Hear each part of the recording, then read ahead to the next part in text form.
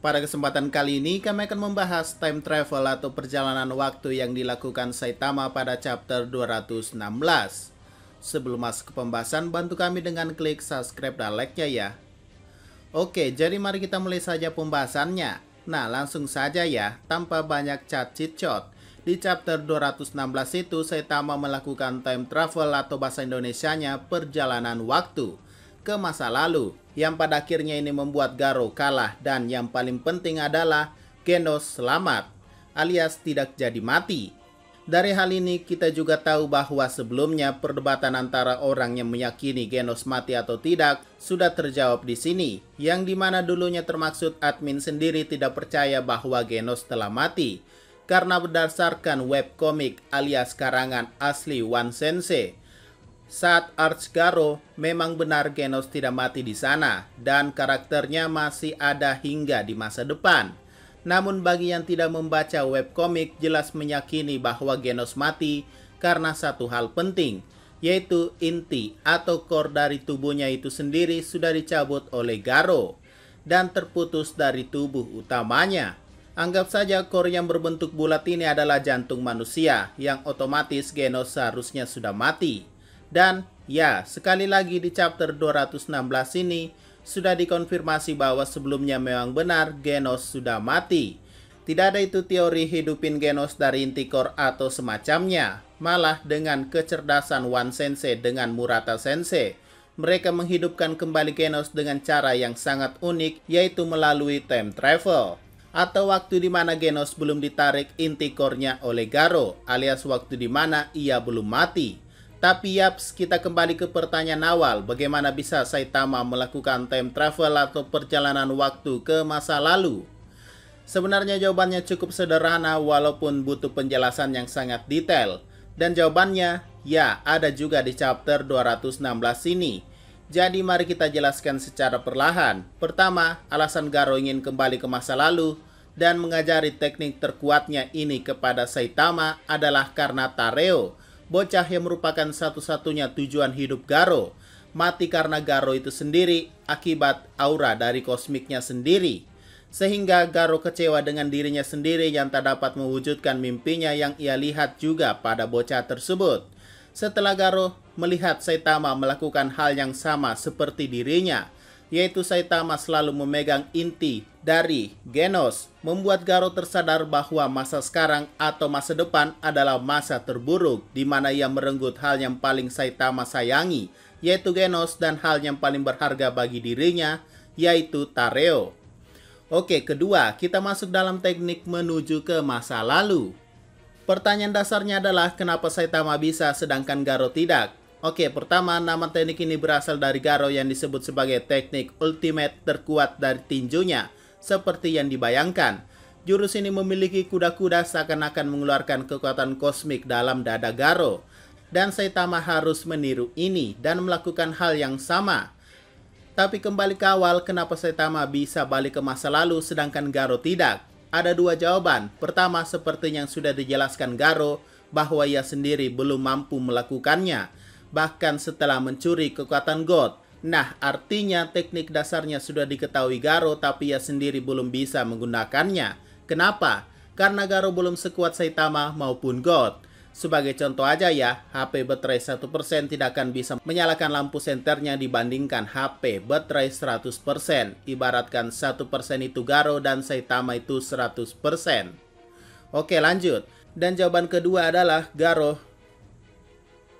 Oke, lanjut. Kalimat selanjutnya dari Garo bahwa jika ada yang bisa menguasai kekuatan God tanpa harus memegang tangannya, itu adalah kau alias Saitama.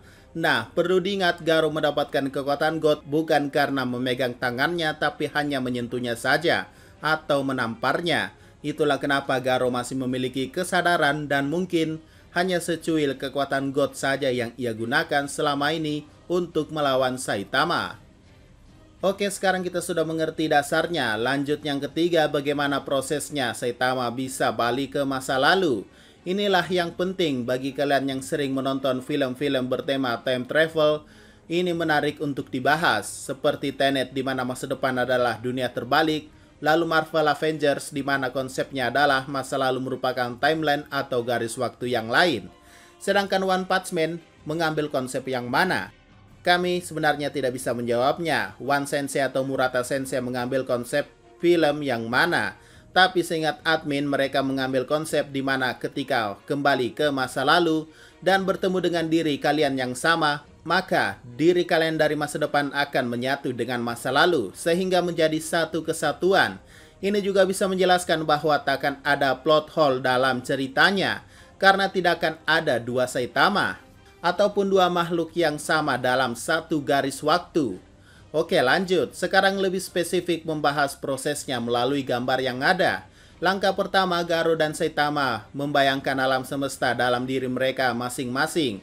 Kedua, dalam tubuh mereka terdapat partikel dan antipartikel. Kita sebut saja partikel mempunyai simbol plus atau positif, sedangkan antipartikel memiliki simbol negatif. Saat partikel subatomik ini mulai bergerak berlawanan, mereka mulai meniru gerakan satu sama lain.